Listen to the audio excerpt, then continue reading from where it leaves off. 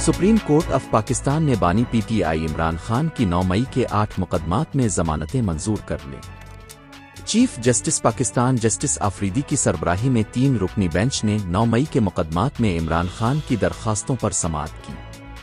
عدالت عظمیٰ نے Lahore high court کے فیصلے کے خلاف ضمانت کی درخواستیں منظور کی اور فریقین کو حکم نامے کے لیے 1 بجے چیمبر میں طلب کر لیا۔ سپریم کورٹ نے اپنے فیصلے میں لاہور ہائی کورٹ کا فیصلہ کالعدم قرار دے دیا۔